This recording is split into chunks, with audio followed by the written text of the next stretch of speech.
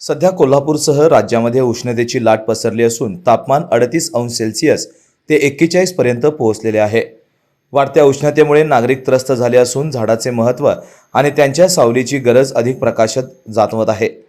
अशा परिस्थितीत 76 वर्ष जुनी 35 फूट उंच औदुंबराचे झाड यशस्वीरित्या पुनर्रूपित करून शनिवार पेठेतील माळे कुटुंबियांनी एक वेगळा आदर्श निर्माण केला आहे।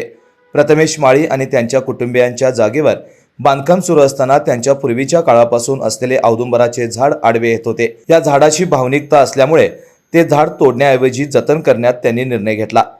यासाठी त्यांनी वृक्ष लागवड आणि संवर्धन क्षेत्रात कार्यरत असलेले अमोल बुढे यांच्या वृक्षप्रेमी ऑर्गनायझेशनशी संपर्क साधला।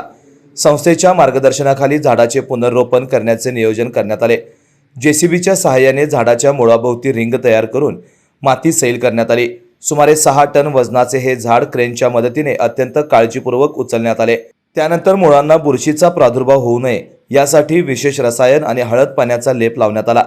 शास्त्रोक्त पद्धतीने हे झाड जवळच रस्त्याच्या कडेला पुनर्रोपित करण्यात आले।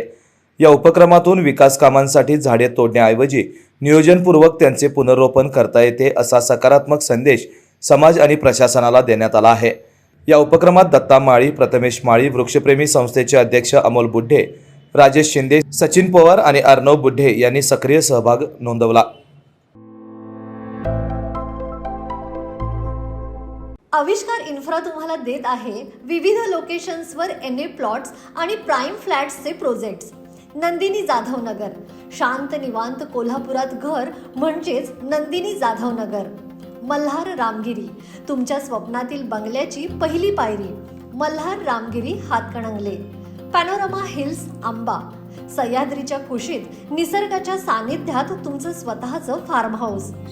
पद्मवीरा सिटी जयसिंगपूर, एक आधुनिक लाईफस्टाईल देणारा 1 and 2 BHK होम्सचा प्रोजेक्ट।